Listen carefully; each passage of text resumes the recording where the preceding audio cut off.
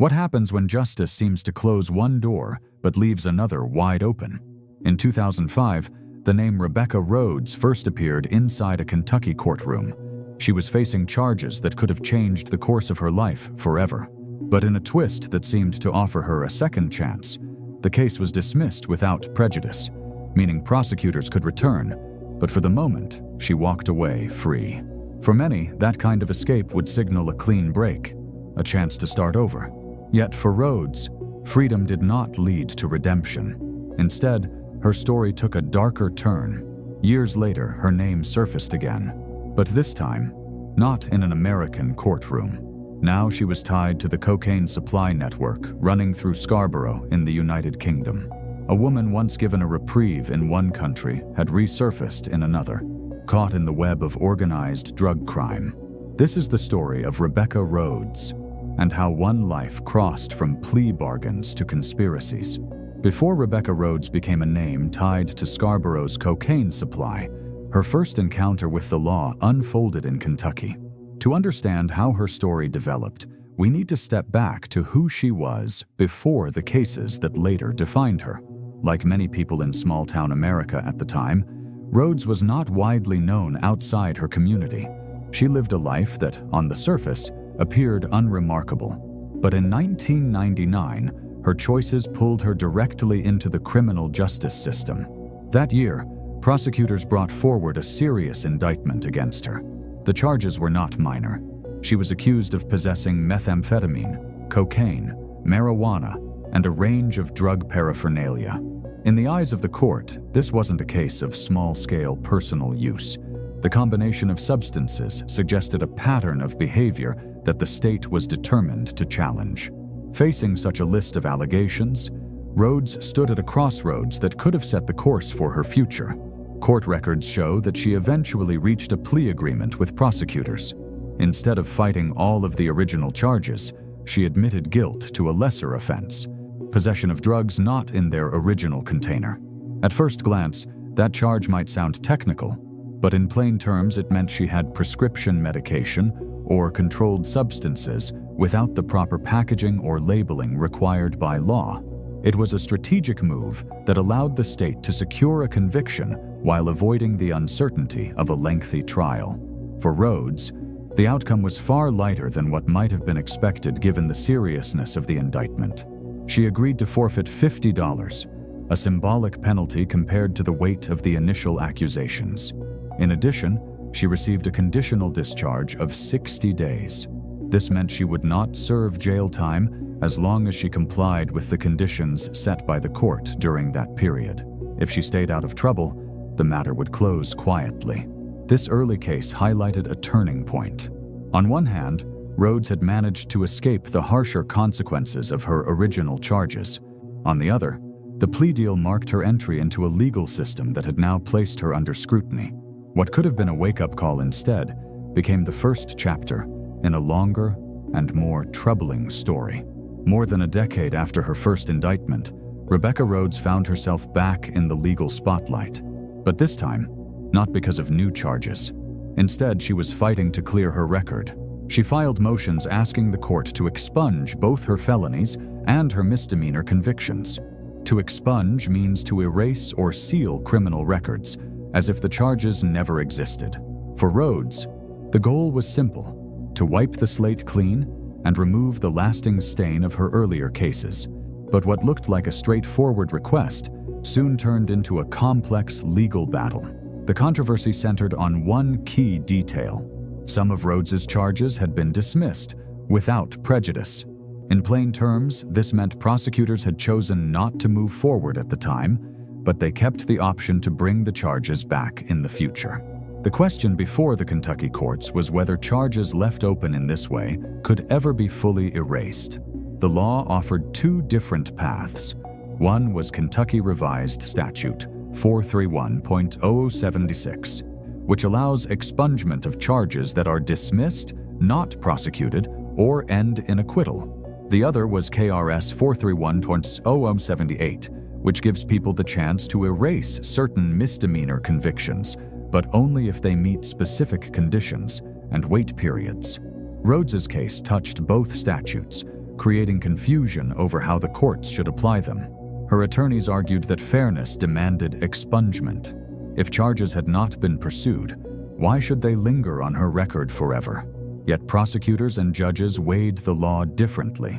A dismissal without prejudice was not the same as a final acquittal. The legal system still considered it an open door, not a closed one. And an open door, no matter how unlikely it was to be used, carried legal weight. The result was a tangled judgment. The appellate court affirmed part of Rhodes's request, reversed another part, and sent the case back to the lower court for further review. In practical terms, this meant her misdemeanor convictions could be reconsidered under the expungement statute, but her dismissed felonies remained outside her reach. The battle showed how the law, while written in statutes and codes, often plays out in shades of interpretation. Rhodes was not fighting over her innocence or guilt anymore. She was fighting over her past, over how much of it the world should still be allowed to see. For her, the decision carried more than legal consequences. It raised a haunting question. Can someone truly move on when the shadow of old charges is never fully erased? After years of battling the American legal system, Rebecca Rhodes's name resurfaced in an entirely different setting. This time it was not in Kentucky's courts, but in the seaside town of Scarborough, England. By 2024, investigators uncovered that Rhodes was no longer fighting to erase her past. She was part of a present-day operation that struck at the heart of North Yorkshire's drug problem. The case that unfolded revealed a network stretching through Scarborough and Filey, built on the supply of Class A drugs. At the center were three names: Rebecca Rhodes, Reece Gibson, and Myles Allen Coe. Together, prosecutors argued, they played a role in moving cocaine and heroin into local communities. The stakes were no longer about personal possession or technical pleas. This was organized supply, designed to profit from the addiction and misery of others. Detectives pieced together the case through modern investigative tools. Mobile phones became the key. When officers seized devices linked to Rhodes and her associates, they uncovered overwhelming evidence of drug supply. Thousands of text messages painted a picture that was impossible to ignore. There were more than 300 separate message streams from buyers arranging purchases, seeking deliveries, and confirming prices. The scale of the digital trail showed this was no small operation. It was systematic, planned, and constant. The messages revealed more than customer orders. They captured the behind-the-scenes mechanics of the trade. References to weighing, bagging, and cutting drugs pointed to the preparation of bulk supplies before they reached the streets. Each detail reinforced the prosecution's view. This was a coordinated supply chain, not casual dealing. The evidence left little doubt about the role Rhodes and her co-defendants played in keeping Scarborough's drug markets alive. From the perspective of law enforcement, the case symbolized more than one group of offenders. It stood as an example of the ongoing battle against drug networks that embed themselves in local towns. North Yorkshire Police described drug supply as a scourge, one that ruins lives, fuels violence, and tears apart families. Officers stressed that every dealer caught meant fewer substances reaching vulnerable people and fewer profits for the networks driving the trade. For Scarborough, a community long proud of its seaside identity, the revelations struck hard. To see local streets used as channels for cocaine and heroin deliveries was more than a criminal issue. It was a community wound. Residents, already familiar with the struggles of addiction and crime, were forced to confront just how deeply the trade had taken hold.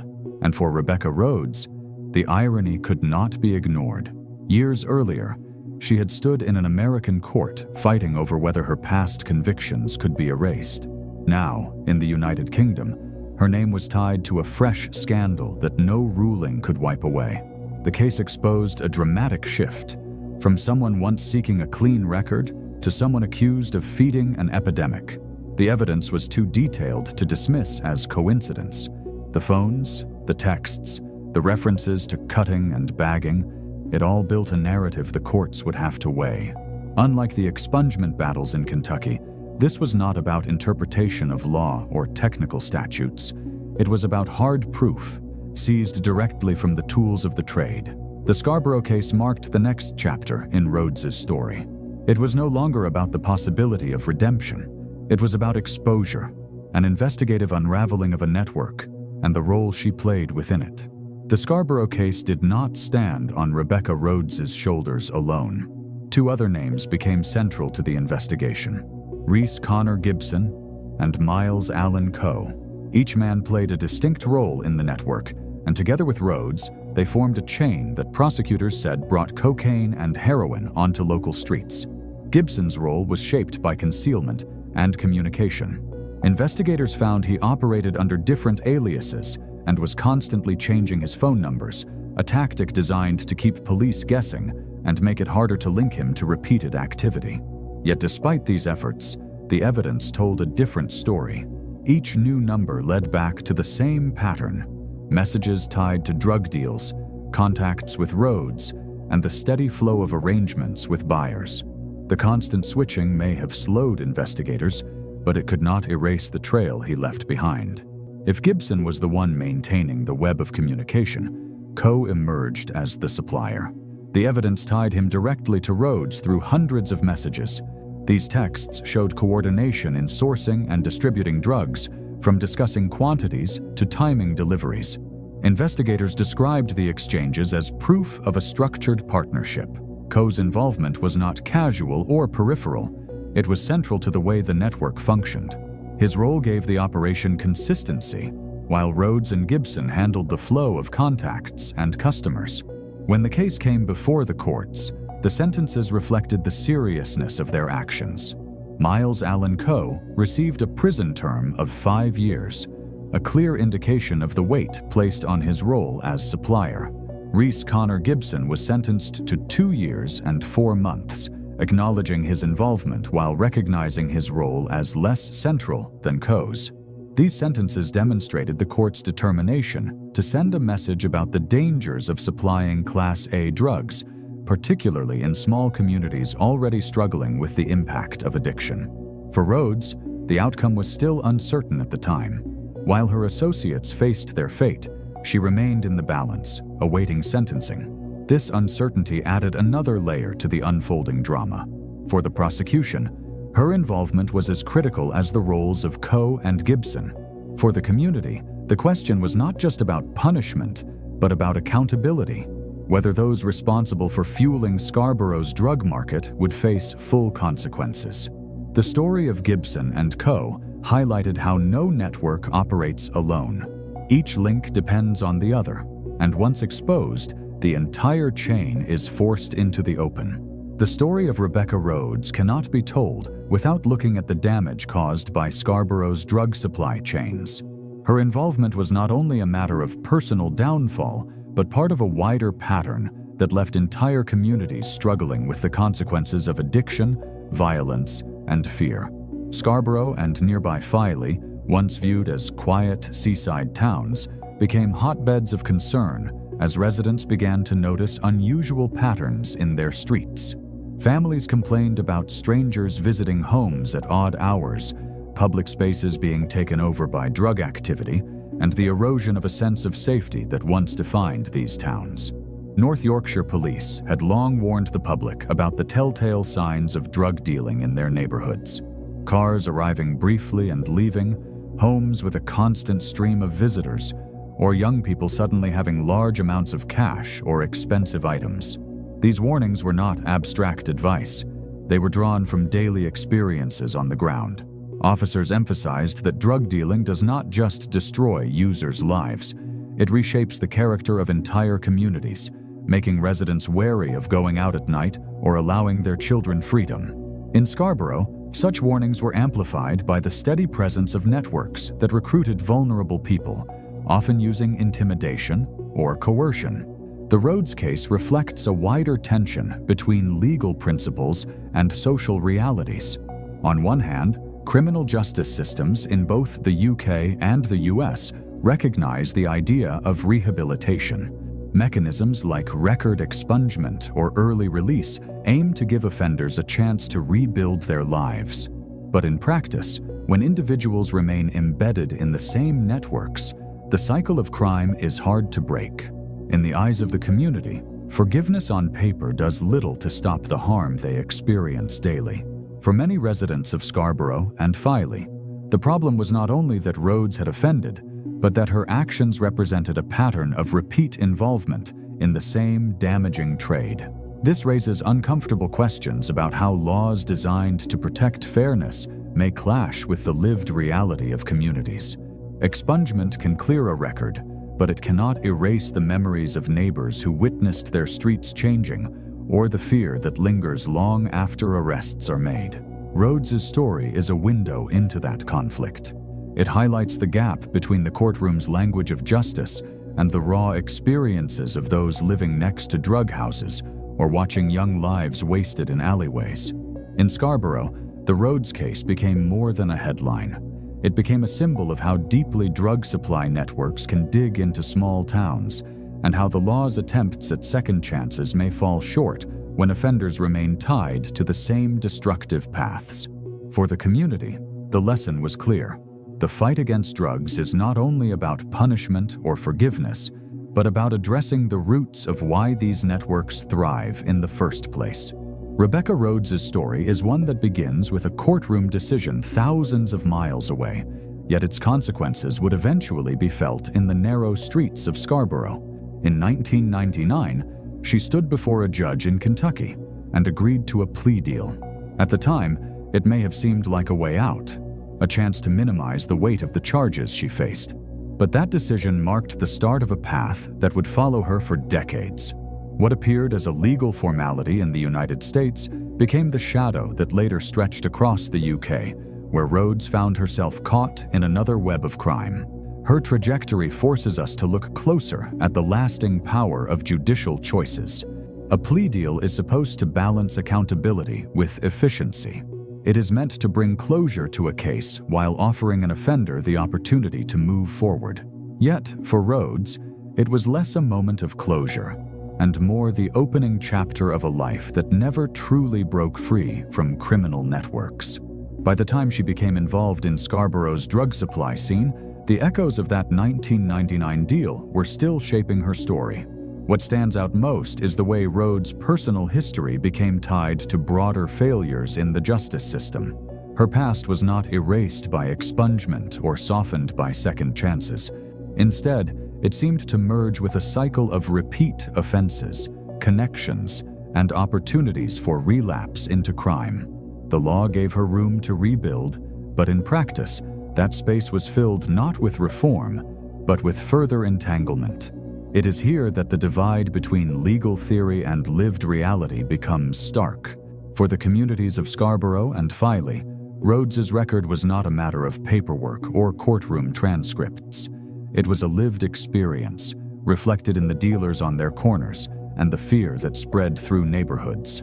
Her life story demonstrates how decisions made in one country can ripple into another, and how systems that promise rehabilitation often fail when the social environment remains unchanged. The closing chapter of this story leaves us with difficult questions. Was Rhodes simply a product of poor choices? Or was she also evidence of a legal framework too focused on procedure and not enough on true reform? Can a system built on deals and technical relief genuinely prevent repeat offending? Or does it unintentionally create the very cracks through which people like Rhodes slip again and again? And so, her story ends not with certainty, but with a challenge to us all. Is the justice system truly designed to reform? Or does it leave gaps wide enough for lives to be lost in the shadows of its promises? Every case, like Rebecca Rhodes, leaves behind more than a criminal record. It leaves questions about the justice system itself, about the way laws are written, and the way they are lived out in real communities. Her story forces us to see the cracks that allow people to fall back into the same cycles.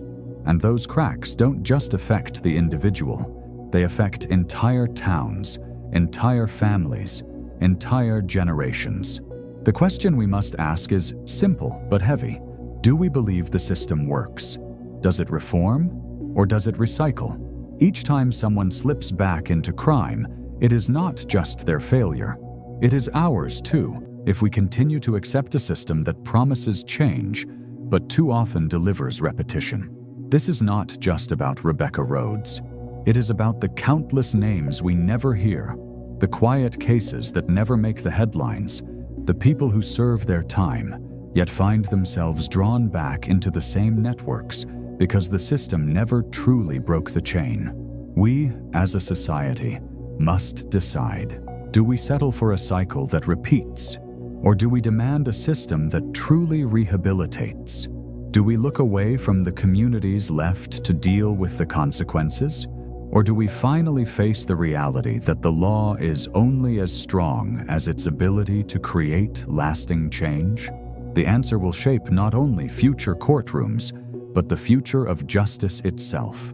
And so the challenge is left to us. Will we demand reform, or will we remain silent while lives continue to slip through the cracks?